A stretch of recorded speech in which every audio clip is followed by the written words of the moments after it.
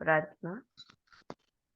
गुरुर्ब्रह्मा गुरुर्विष्णु गुरुर्देवो महेश्वरः गुरुः साक्षात् परब्रह्म तस्मै श्री गुरवे नमः।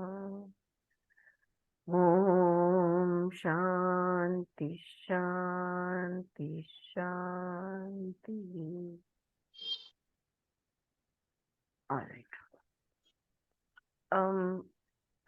सो इन आवर लास्ट क्लास, जो आखिर का क्लास था, उसमें हमने एक डग नाम का जो व्यक्ति था और ग्लोरिया नाम की उसकी दोस्त थी, उसके बारे में उसका केस स्टडी हमने पढ़ा था कि डग को दुख हुआ जब ग्लोरिया ने उसे बोल दिया कि ग्लोरिया स्लिप्ड इन फ्रंट, हाँ नहीं, ग्लोरिया वो तुम हमेशा पीछे रहते हो। तो केस ये था कि स्टेकेस पे वो जल्दी से दो जन के आगे चली गई और डग ने रुका और बोला उनको जाने दो, पहले आप, उन्होंने पहले आप कर दिया तो उसको गुस्सा आ गया ग्लोरिया को। आप हमेशा पीछे पीछे रहते हो, आप कभी भी आगे जाने की कोशिश नहीं करते, वगैरह वगैरह। तो उसका दुख उनको हो रहा था, उसके बारे में हमने पढ़ा था।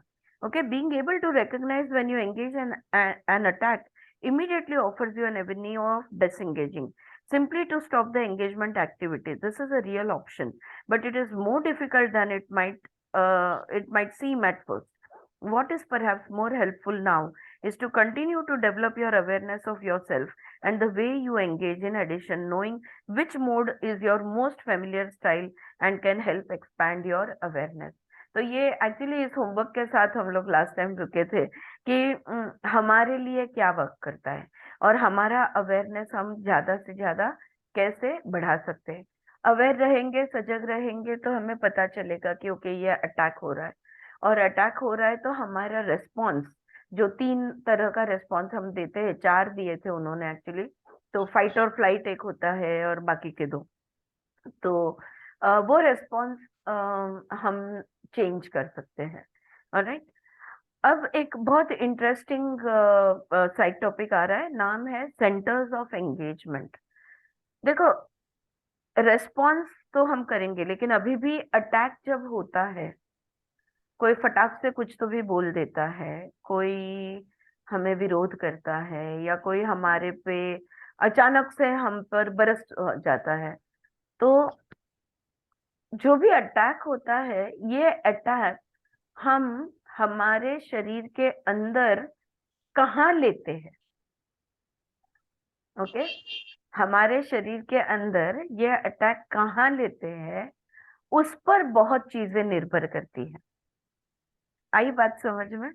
हाँ, in our body. So centres of engagement, तो उन्होंने, આરતીબેન, हाँ જ્યારે એને એક વસ્તુ મેં વારે ઘડી એક્સપિરિયન્સ કરી છે, हाँ એટેકની નથી પણ જ્યારે બી ડર લાગે ને હાઈટ નો, हाँ અથવા હાઈટની સાથે વાત વિચારું ને એના સાથે એક્સપિરિયન્સ બી શેર કરું ને, हम्म, સીધું નાભીની નીચેનો ભાગમાં સેન્સેશન થાય। बिल्कुल बिल्कुल, आपने एकदम सही पकड़ा है। तो हमारे हरेक के शरीर के अंदर सेंटर्स होते हैं जहां पे ये तीर निशाने पे लगते हैं।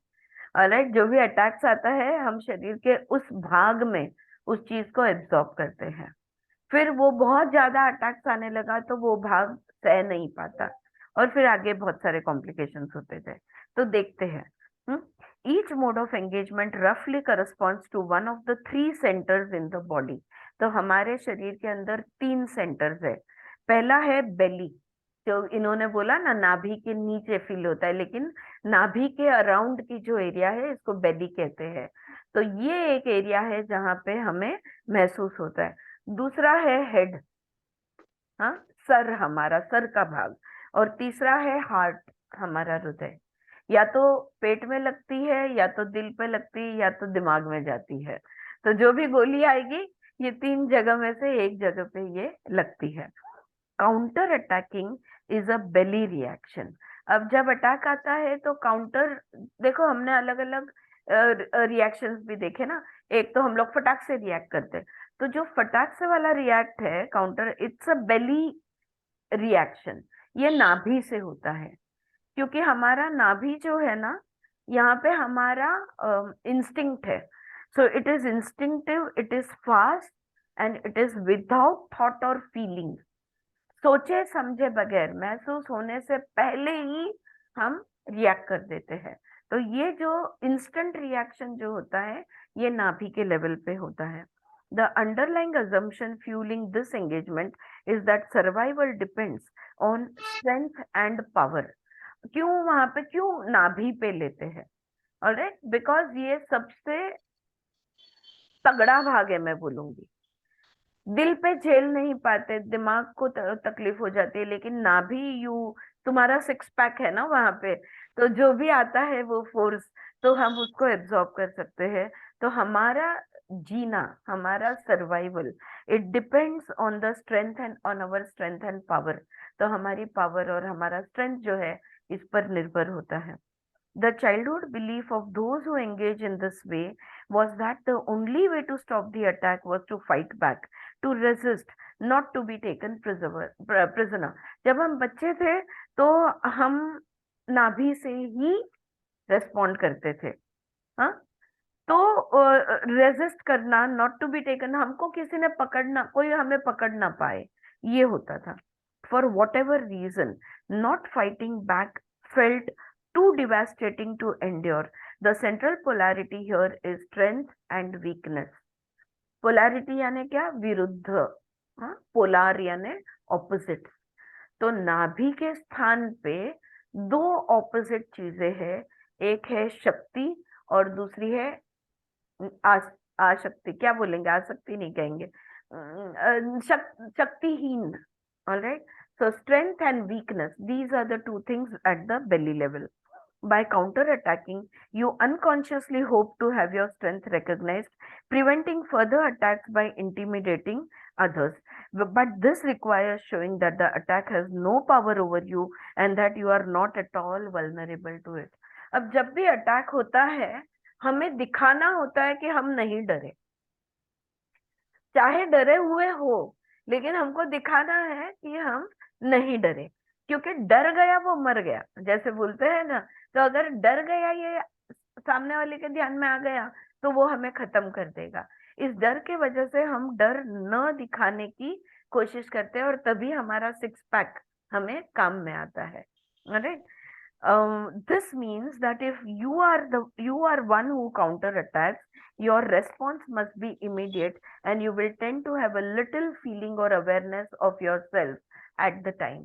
तो अभी करो या मरो की सिचुएशन है, तो तुम तुरंत रेस्पॉन्ड करोगे. और जब हम तुरंत रेस्पॉन्ड करते हैं, तभी हम खुद को वैसे भूल जाते हैं. मतलब दिमाग, थिंकिंग, और दिल, विच इज फीलिंग, ये दो चीजों के लिए टाइम नहीं है. ये इंस्टेंट रिएक्शन होता है. To stop the cycle of attack and counter attack, you will need to step back from the instinctual show of force long enough for something else to happen. तो हम लोग क्या करते हैं? हाँ हाँ, बोल बोल, कर कर, मार के दिखा. ये जो हमारा रेस्पॉन्ड है, ये हमारा काउंटर अटैक है, ये नाभि के स्थान पे होता है. ठीक है.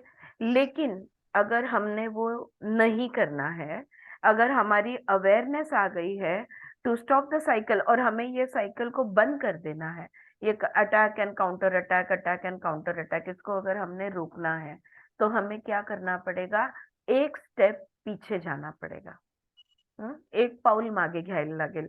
So long enough for something else, ताकि हम कोई और उपाय के बारे में सोच पाए. What will help you is to slow down. तो ऐसे टाइम पे अगर हम थोड़ा पॉज ले लिया हमने, अगर हम थोड़ा रुक गए, तो हम दूसरा कोई उपाय ढूंढ पाएंगे. When you don't react immediately, there is time for you at least to notice the attack and begin to feel how it attacks you. Immediate reaction ना देते हुए, थोड़ा सा रुक के, उस, समझो कोई व्यक्ति है जो ये तुम्हें अटैक कर रहा है, तो उसके सामने देखना, थोड़ा शांत रहना, थोड़ा रुकना, ये क्या बोल रहे हैं. तो ध्यान यहाँ पे जाएगा कि ये जो भी बोल रहे हैं, ये एग्जैक्टली कहाँ आके लग रही है, ये मुझे कहाँ पे, जैसे सजगता है तो मीना जी ने पहचान लिया कि यस नाभि के नीचे मुझे महसूस हो रहा है ये, लेकिन अगर ये इंस्टेंटली रिएक्ट कर बैठती तो ये महसूस नहीं होता, because action reaction, attack counter attack, right. तो फिर इसके लिए टाइम नहीं है, लेकिन थोड़ा सा अगर हम रुक जाते हैं, एक पॉज ले लेते हैं, तो हमें ध्यान में आ जाता है। In other words you bring in more awareness of your heart and head centre. Okay, तो दिल में क्या महसूस हो रहा है, दिमाग में क्या सोच रहे हैं, ये दो सेंटर्स जो है, इनके साथ हमें काम करना होगा। उसके बाद एक्शन लेनी होगी। ओके, तो अभी जो मैं जो एक कोर्स कर रही हूँ, वहां पे उन्होंने वो कोर्स का बृहद वाक्य लिया है, that the head and the heart when they are coordinated, when they are both present, only then the hand should work. Every action should come from the head and the heart. दिल और दिमाग के माध्यम से कर्म होना चाहिए। हाथ यानी कर्म है ना, तो एक ज्ञान है, एक एहसास है। ये दो चीजें अगर हमारी अच्छी रहेगी, अवेयरनेस वाली रहेगी, तो हम हमेशा राइट एक्शन लेंगे, राइट। तो वही बात यहाँ पे वो बोल रहे हैं, काउंटर अटैकर्स फाइंड वल्नर। हाँ ममता। एक्सपीरियंस मेरा हुआ था, मैं ओंकार के टाइम में आपसे मिली थी, हाँ हाँ पे शेयर भी किया था ना, जी तभी जी, वो था, तभी डिस्टर्ब हुआ, हाँ जी पूजा कर रही थी, एकदम से मैंने वो फील किया, जो अभी जो गट्स में ऐसे गड़गड़ होता है, बोलते हैं ना, हाँ आतड़ी कांपते, हाँ वैसे हाँ, मतलब बच्चे का फ्यूचर क्या होगा करके वो करेक्ट, ट्रिगर होके मुझे ये हो रहा था। राइट। फिर मैंने अपने आप से, आपने अभी जो हेड और हार्ट का हार्ट मैंने का बोला, हाँ, तुरंत मैंने मंदिर गई, उस दिन आपको शेयर भी किया, जी मैंने प्रार्थना किया, फिर हाँ, मतलब अपने आप को अपने शांत आप किया, शांत हाँ, करके, फिर हम्म, बाद में स्लोली स्लोली उसको मोटिवेट करते करते अभी देखो वो पहुंच कहाँ गए। पहुंच गया।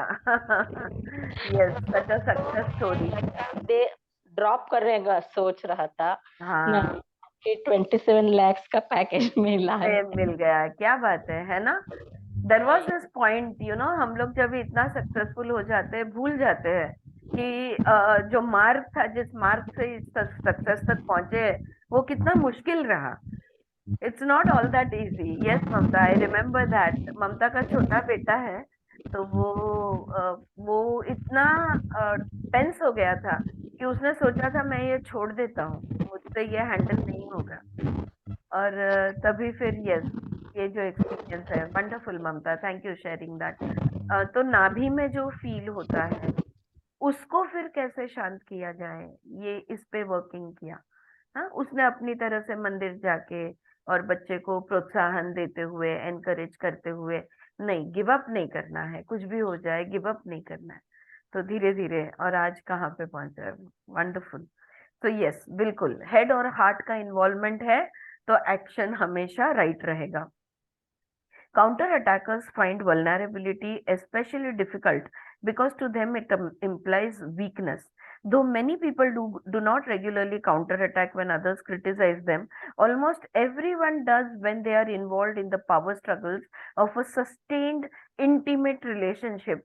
देखो, हम लोग जनरली, हमारी कोई टीका करे, या हंसते हंसते या सीरियसली या कैसे भी, हमें कोई भी कुछ तो भी जो हमें अच्छा नहीं लगता, ऐसी बातें अगर हमको बोलता है कि अरे तू तो ना यार, ऐसी ऐसा करके कोई जब कोई बोलता है, तो जनरली हम लोग चुप रहते हैं।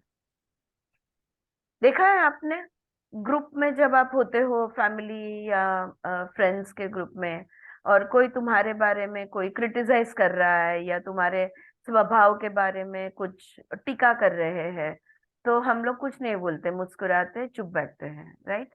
ये जनरली जब करते हैं, लेकिन जब हम इंटीमेट रिलेशनशिप, माँ बेटा, पिता पुत्र, यानी पेरेंट एंड चाइल्ड रिलेशनशिप है, या हस्बैंड एंड वाइफ रिलेशनशिप है, जो बहुत इंटीमेट क्लोज रिलेशनशिप है ना, यहाँ पे हम लोग कभी भी पॉज नहीं देते। उसने तो अभी शॉट मारा नहीं उसके पहले हमारा शॉट तैयार होता है। सामने से आने से पहले हम लोग डिफेंस में रेडी रहते हैं, and we keep counter attacking to every attack that comes. Alright, so though many people do not regularly counterattack when others criticize them, almost everyone does when they are involved in the power struggle of a sustained intimate relationship. When someone knows how to push your buttons, it is very hard not to automatically reciprocate. क्यों ऐसा होता है? क्योंकि जो बहुत करीबी लोग हैं ना, उनको तुम्हारी वीकनेसेस पता होती है। तो ये वल्नरेबिलिटी जो शब्द हमने पहले भी चर्चा की इस पर, तो हम वल्नरेबल कहाँ है, इनको पता है हमारे बटन कहाँ है, और वो वाले बटन वो बराबर दबाते हैं और फिर हमें दुख होता है।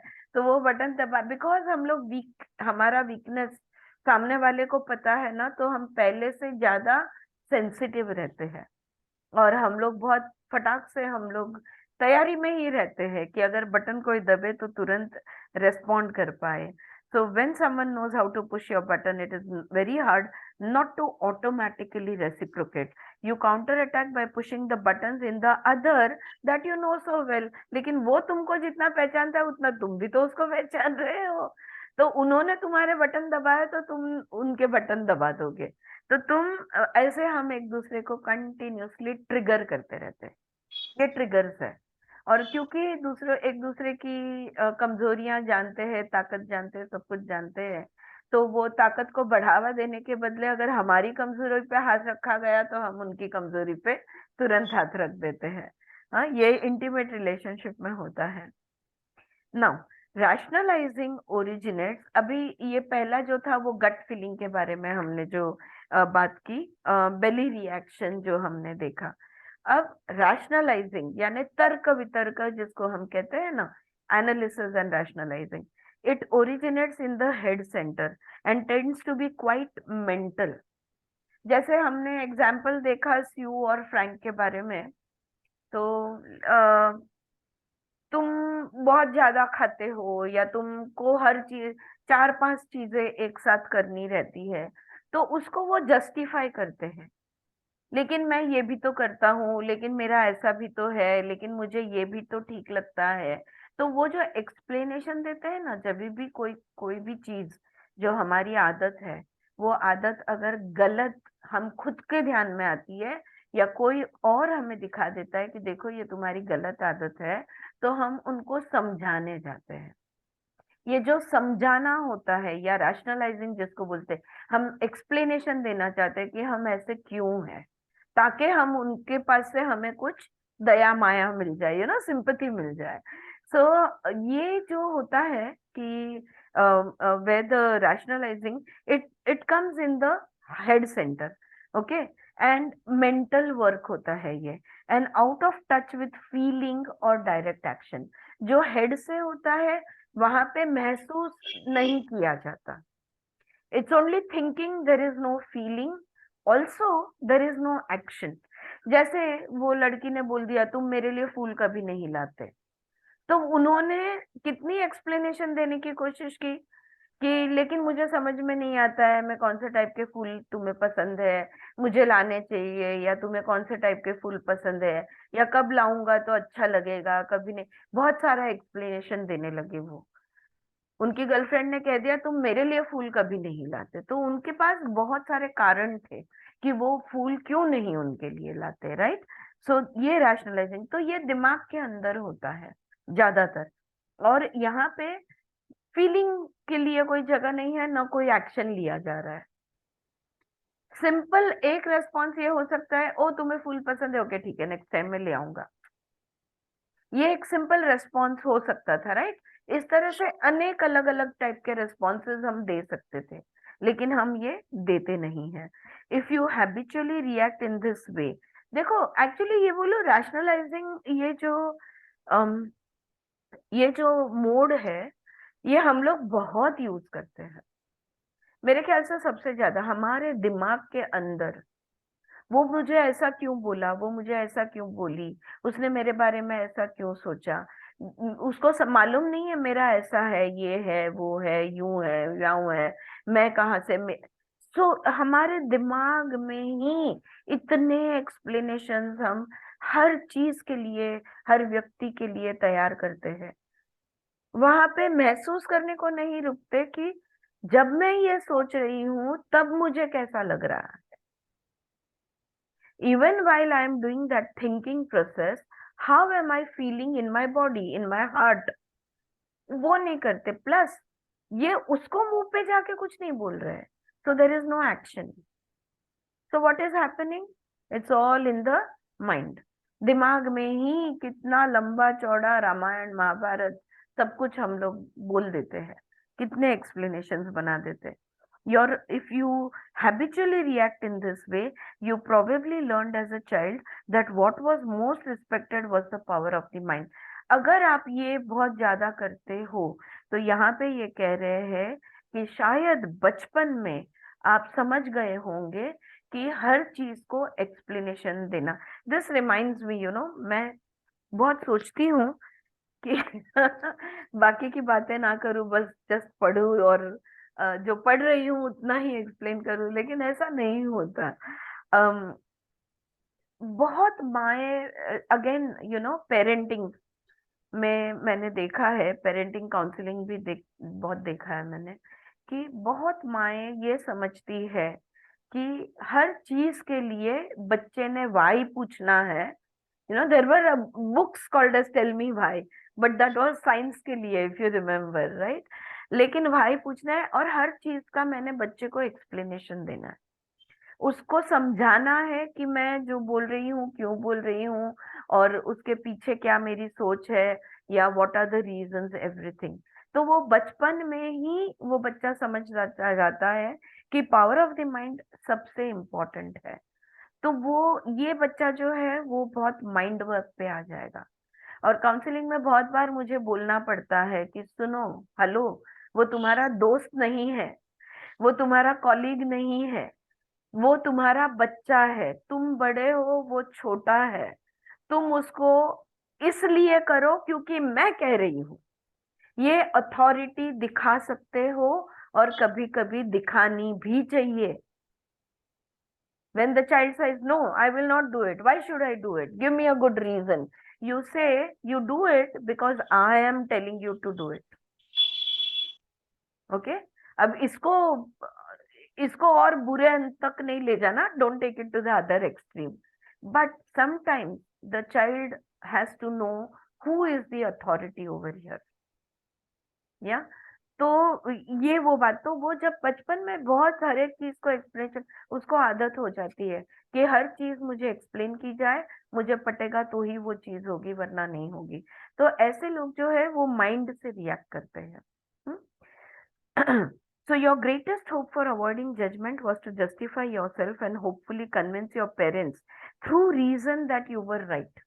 तो जैसे माँ बाप ने तुम्हें एक्सप्लेनेशन दिया, तो तब से तुम जो जो करते आए हो, तुम समझ गए कि जो जो करना है तुम्हें या करते आए हो, उसके लिए अगर तुमने एक्सप्लेनेशन दे दिया माता पिता को, तो शायद तुम्हें अलाउ किया जाएगा या कोई पनिशमेंट नहीं मिलेगा।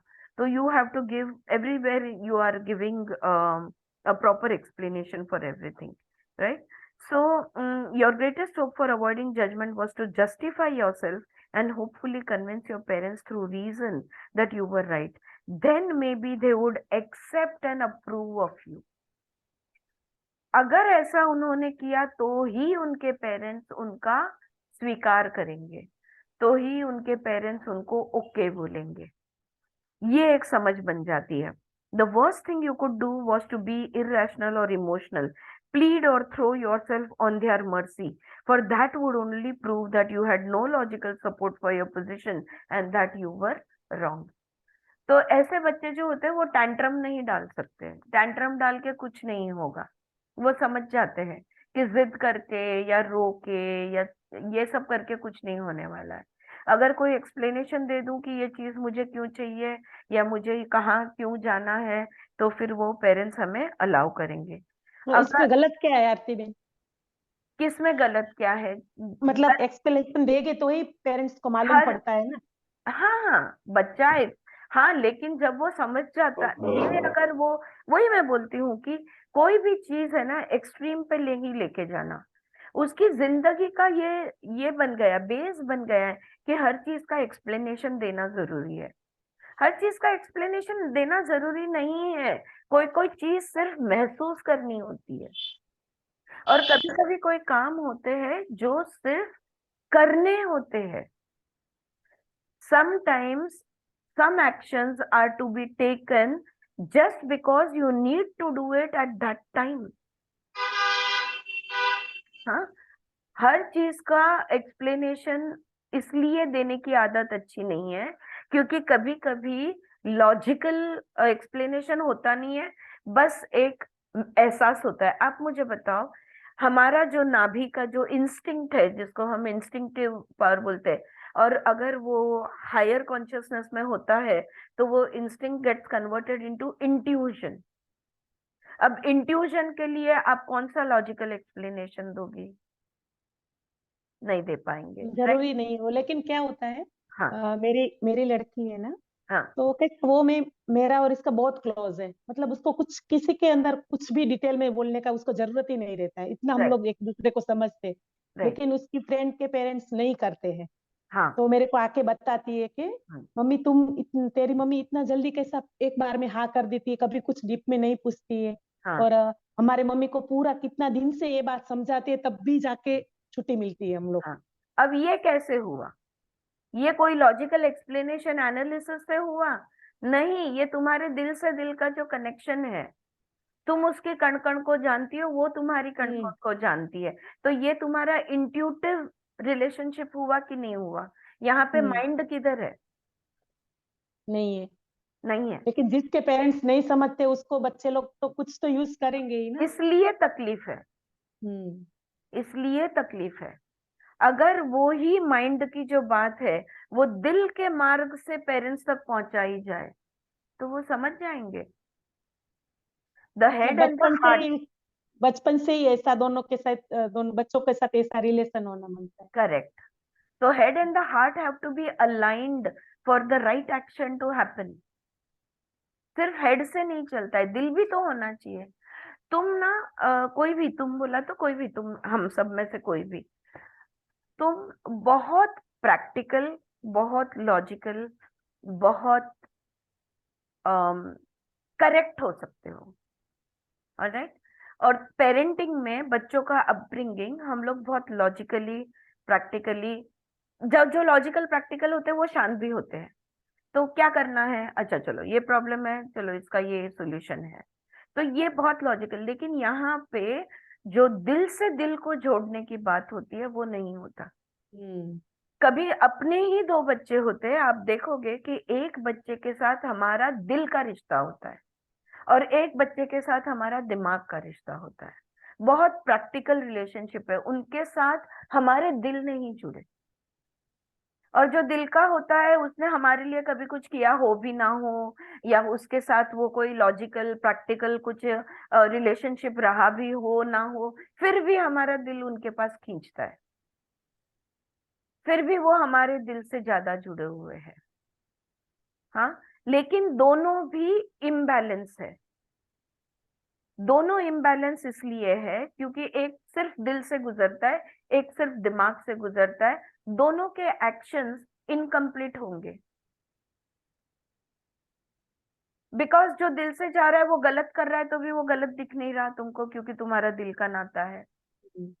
हाँ, और जो करेक्ट कर रहा है बच्चा वो भी तुम्हें दिख नहीं रहा है क्योंकि तुम्हारा दिल ही उधर नहीं है। अगर राइट एक्शन होना है तो हेड और हार्ट का जुड़ना बहुत जरूरी है। या दैट्स द सिंपल मैटर। या so your greatest hope for avoiding judgment, sorry, then may be they would approve. तो ये बचपन में ना एक अनुभव हो जाता है। बच्चे बचपन से ही सीख जाते हैं। हम लोग हमारे डिफेंस सिस्टम्स बचपन में ही सीखे। हर बच्चा जानता है अपने माँ बाप को क्या चलने वाला है, क्या नहीं चलने वाला है।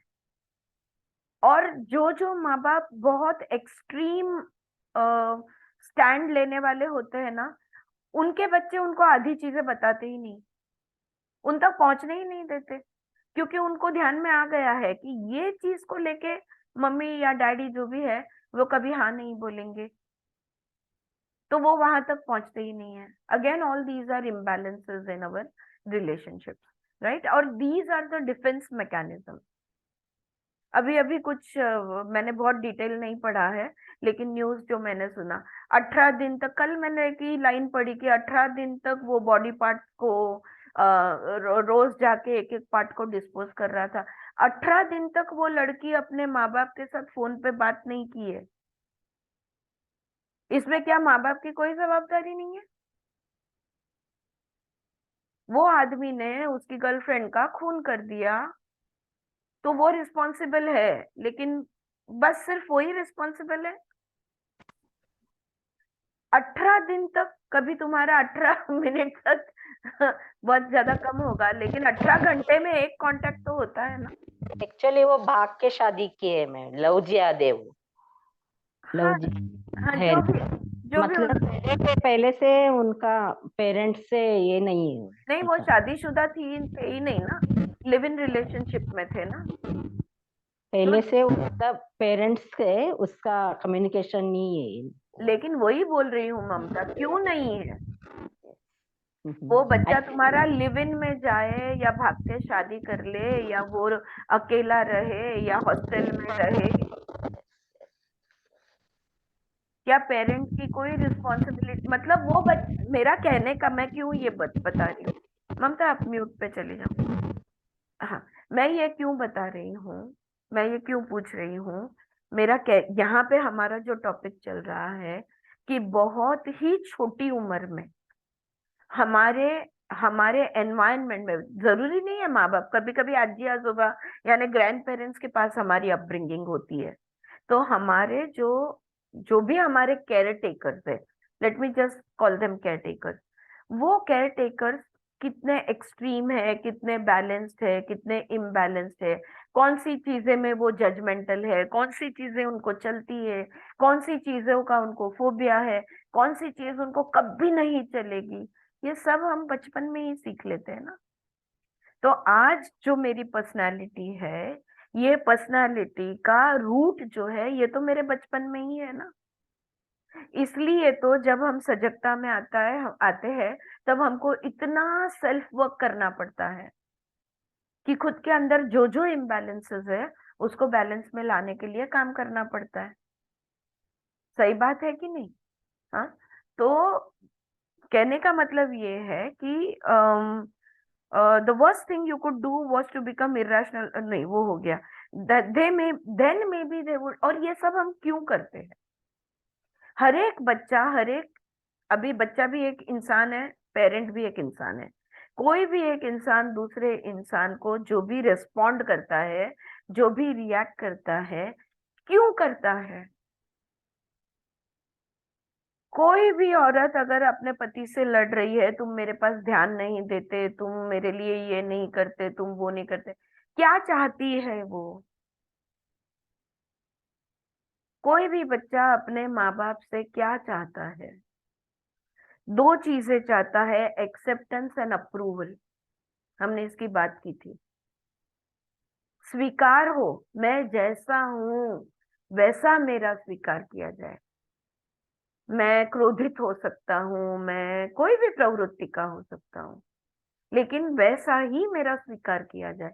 कौन नहीं चाहता कि हम में से सब में, हम सब चाहते हैं कि मैं जैसी हूं वैसा आप लोग मेरा स्वीकार करें, जो भी हूं, जैसी भी। चाहते हैं कि नहीं? कि तुम चाहते हो कि नहीं नहीं मैं कुछ तो भी अलग ही बदल जाऊं, यू नो, और फिर उसके बाद में स्वीकार। तो ये जो भी हम लोग डिफेंस मैकेनिज्म, जो भी चेंजेस करते हैं ना खुद में, वो क्योंकि हम एक्सेप्टेंस और अप्रूवल। कोई बच्चा ये नहीं चाहता कि उसकी माँ बाप ये ना कहे वाह बेटा, या अरे वाह बच्चे तुमने कितना अच्छा किया। किसको अप्रूवल नहीं चाहिए? हर एक को अप्रूवल चाहिए। आज भी हम अप्रूवल, अगर हमने खाना भी पकाते हैं तो कैसा बना है पूछते हैं। क्यों पूछते हो भाई? क्या काम है? क्यों पूछ रहे हो? अगर गड़बड़ है तो बताएंगे कि अरे यार नमक नहीं है, थोड़ा नमक दे दे। लेकिन हम सब एक्सेप्टेंस और अप्रूवल क्यों? क्योंकि अंदर से अब भी दिल भी बच्चा है जी, वो बच्चा हमारा है जिंदा, वो बच्चा बिल्कुल हमारे अंदर है और बिल्कुल जीवित है, बिल्कुल सजग है, बिल्कुल अलाइव है। That inner child, that inner child is always going to look for acceptance and approval. हाँ, तो ये जो बचपन में हम डिपेंडिंग ऑन अवर एक्सपीरियंसेस हम ये सब चीजें सीखते हैं। The worst thing you could do was to become irrational, हाँ वो हो गया। So for that would only prove that you had no logical support for your position, that you were wrong. Feelings have to be hidden and no action could be taken without careful forethought. बहुत जल्दी हम सीख जाते हैं कि हमें जो महसूस हो रहा है वो हमने दिखाना नहीं है। Feelings have to be hidden. और आज बड़े हो गए हैं फिर भी वही करते हैं, अपने मन को छुपा देते हैं, अपनी भावनाओं को दबा देते हैं। इतने तो सप्रेशन के वजह से इतने प्रॉब्लम्स है। Yeah, so we learn very early that feelings have to be hidden and no action could be taken without careful forethought. और ये जो rationalization मोड में फंक्शन करने वाला व्यक्ति जो है, ये जो दूसरा मोड ऑफ एक्सप्रेशन है, इसमें वो बहुत जल्दी समझ जाता है कि भावनाओं को दबाओ, लॉजिकल एक्सप्लेनेशन, प्रैक्टिकल रीजनिंग करो। प्रैक्टिकल रीजनिंग करोगे तो अप्रूवल एक्सेप्टेंस मिल जाएगा। आया ध्यान में? हाँ, ये बात है, सोच समझ कर बात करनी है, right? So this that is the thing. The central polarity here, तो यहाँ पे पोलैरिटी, नाभि पे पोलैरिटी क्या था हमारा? What was the polarity at the नाभि का level, at the belly level? Strength and weakness, बराबर, ताकत और ताकतहीन। तो स्ट्रेंथ एंड वीकनेस नाभि के स्थान पे था। दिमाग के स्थान पे कौन सी पोलैरिटी है? Right and wrong. या तो तुम सही हो या तो तुम गलत हो। यहाँ पे ब्लैक एंड व्हाइट में बातें होती है, कोई भी ग्रे के शेड्स नहीं आते। या so which is a tremendous imbalance because life is not black and white. There has to be feelings में भी, हर एक की फीलिंग अलग। सब लोग को खुशी हो रही है लेकिन हर एक की खुशी अलग है। सबको दुख हुआ है लेकिन हर एक का दुख अलग है। सो यहाँ पर जहाँ दिमाग से हम काम करते हैं, रैशनलाइजेशन जो है, रैशनलाइजेशन में राइट और रॉन्ग ये पोलैरिटी है। The central polarity here is right and wrong. So to break the rationalization engagement will mean letting go of the primacy of the mind. If you are a rationalizer, you must practice being aware of your heart after being judged or noticing what your body wants to do. For you, thinking replaces all other activity and basically blocks any awareness of yourself in that moment.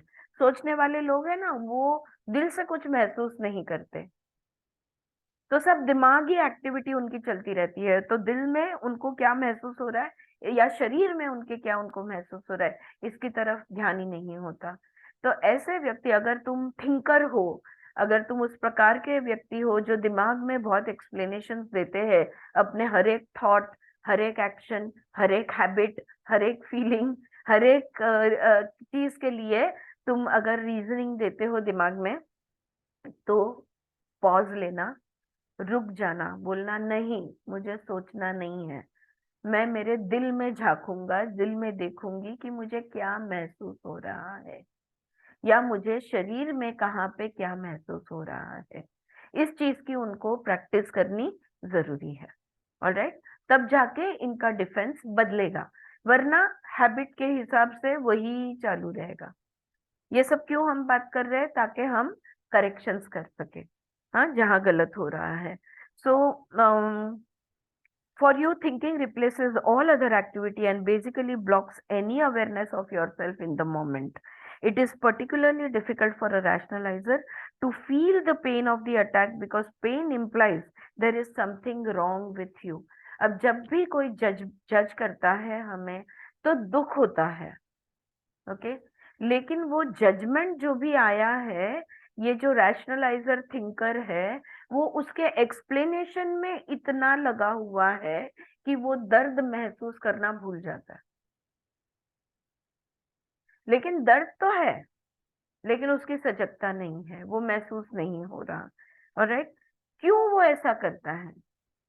क्योंकि अगर दर्द हुआ तो कुछ तो भी गलत है। अगर पेन फील होता है that means there is something wrong. और ये जो रैशनलाइजर दिमाग से काम करने वाला बंदा है, इसका राइट एंड रॉन्ग में सब कुछ चलता है। if there is pain, then something is wrong, and they don't want to admit that there is something wrong. They want to do practical and logical explanations and analysis to see what is happening. ऐसे व्यक्ति फिर दर्द भी हो रहा है दिल में, दुख भी है, तो उसको दबा देते हैं और वो उसको ऊपर उसको जानने की कोशिश ही नहीं करते। फिर ऐसे व्यक्ति को हीलिंग बहुत डिफिकल्ट है, क्योंकि वो शरीर में तो दब के कहीं ना कहीं बैठा है ना। फिर तुम दिमाग से ही काम करते रहोगे तो दिल का कौन ध्यान देगा, right? Anyway, so rationalizing is probably the most common form of engagement in public situations or hierarchical relationship. For example, boss and employee. मैंने कहा ना, सबसे ज्यादा ये वाला हम सब डिफेंस यूज करते हैं। तीसरा, absorbing और collapsing, okay, is a reaction of the heart center. दिल जो है ना, तुरंत घुटने टेक देगा, तुरंत बोलेगा सेल्फ ब्लेम, फॉल्ट फाइंडिंग, खुद की गलतियां निकालना, मैं ही गलत हूं।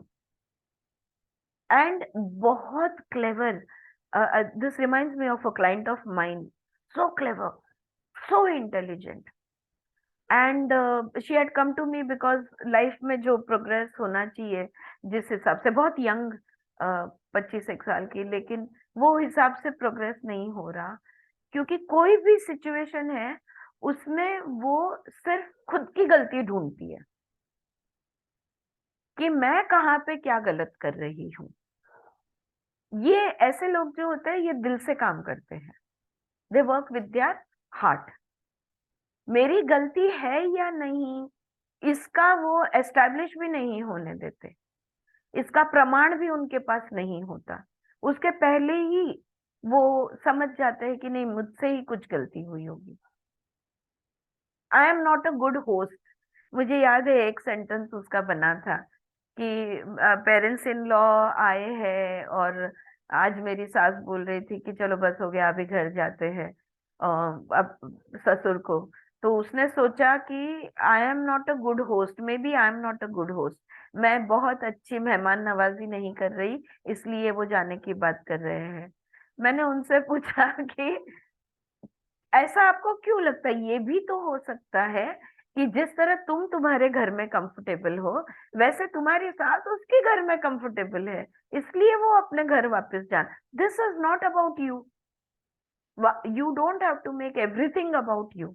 बट दीज पीपल, ये जो एब्जॉर्बिंग एंड कोलैप्सिंग रिएक्शन वाले जो है, everything comes from the heart, और यहाँ पे सेल्फ ब्लेम बहुत होता है।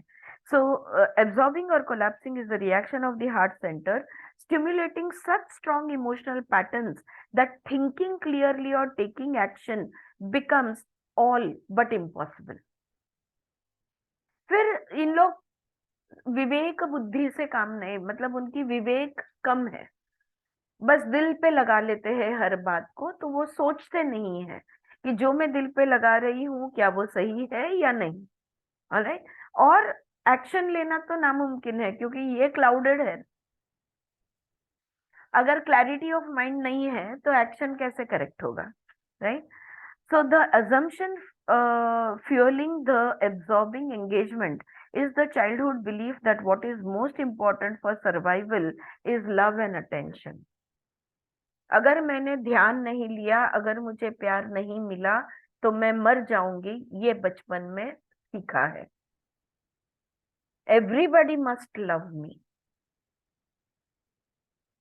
सबने मुझसे अच्छा ही बात करना चाहिए, सबने मुझसे प्यार करना चाहिए, सबका ध्यान मेरी तरफ होना चाहिए।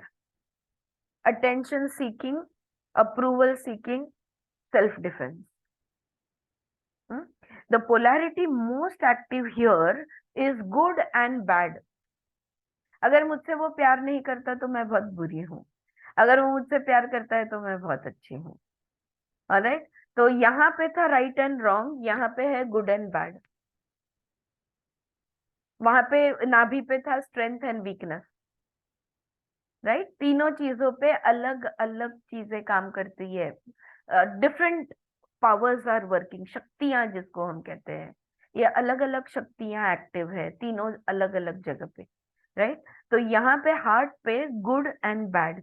The good parent is the source of love and you must be the good child to deserve it.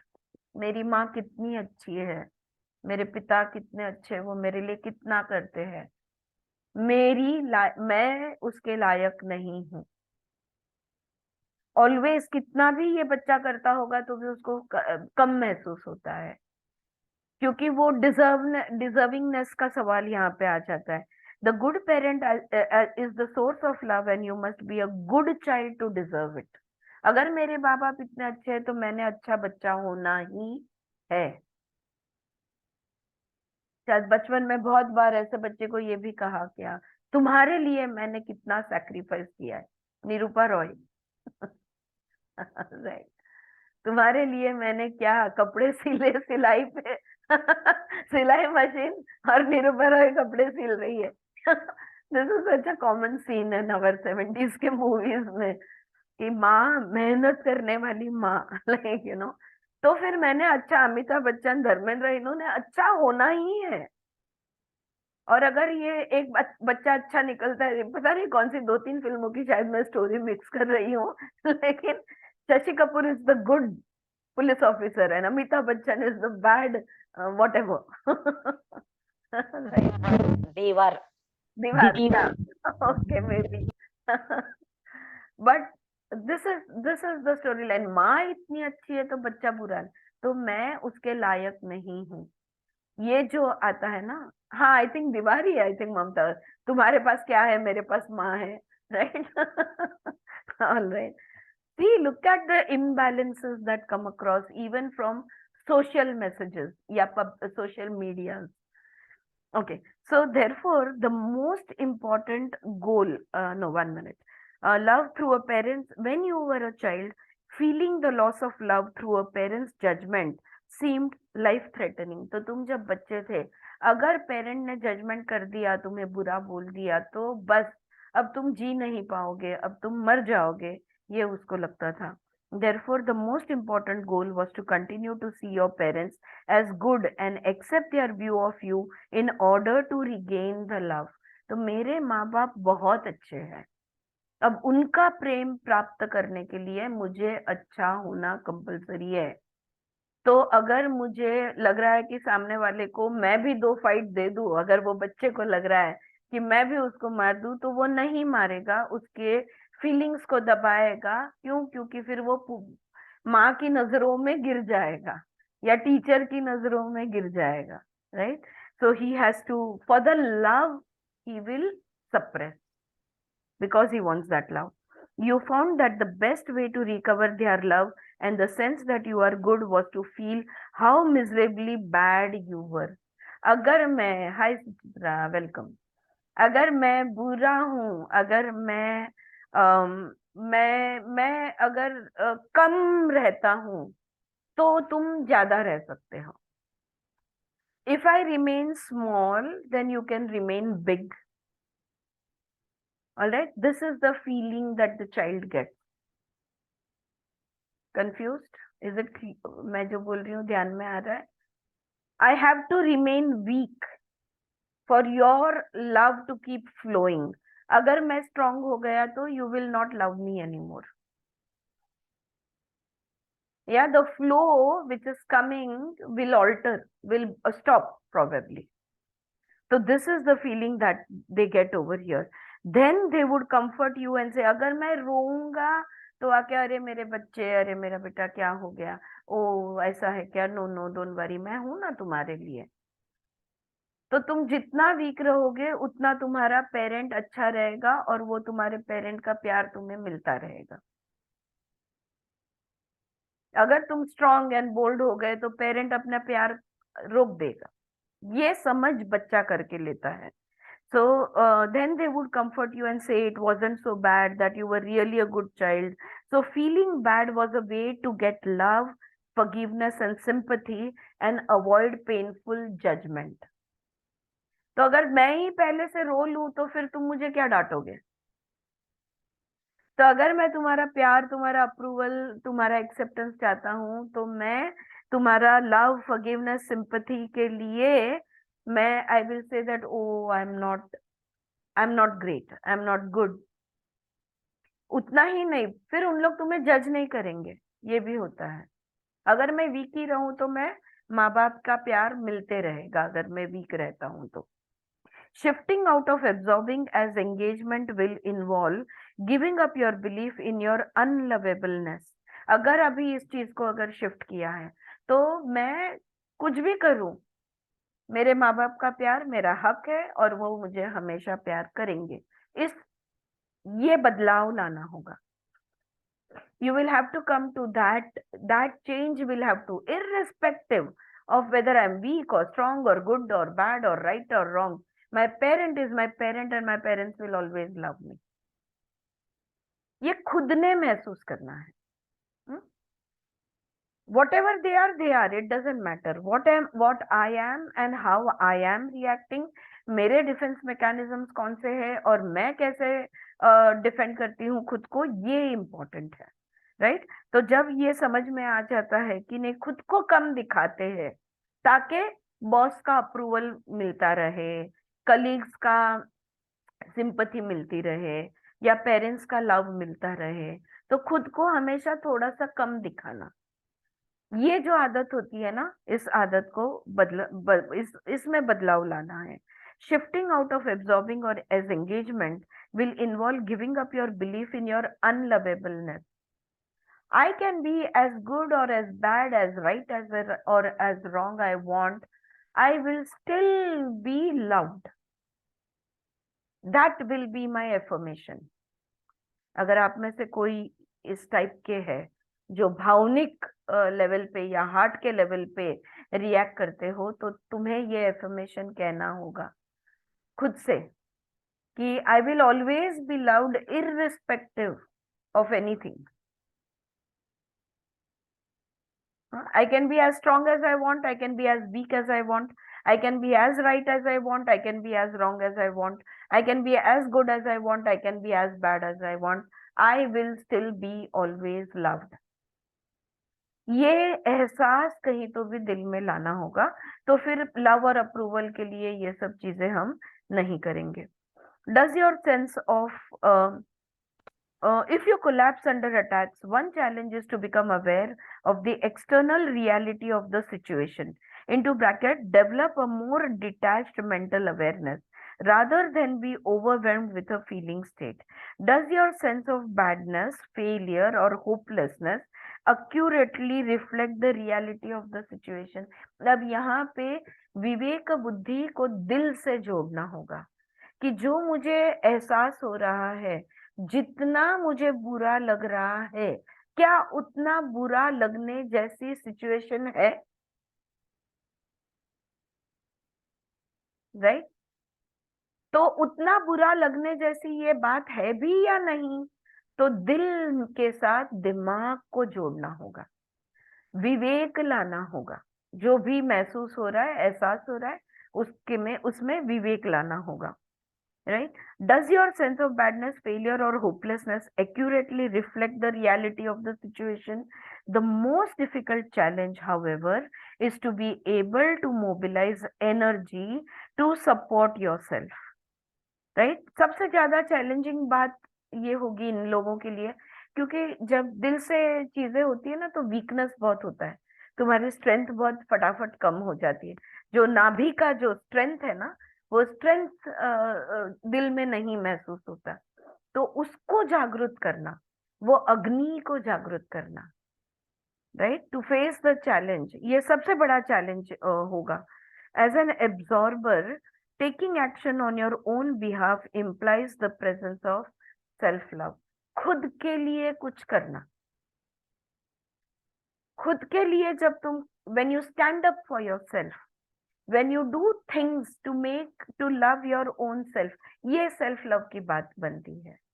इसलिए नहीं करना है क्योंकि अच्छा दिखेगा या लोग मेरे बारे में अच्छा बोलेंगे, इसलिए करना है क्योंकि मुझे अच्छा लगता है। For the love of your own body, you go for massages to feel goodness, right? तुमको मसाज लेने से किसका फायदा हो रहा है, किसका अप्रूवल या डिसअप्रूवल, कोई सवाल नहीं है। Why are you doing it then? You are doing it because you love yourself. You are taking good care of yourself. Why are you taking good care of yourself? Because you love yourself. Get my point? Yeah.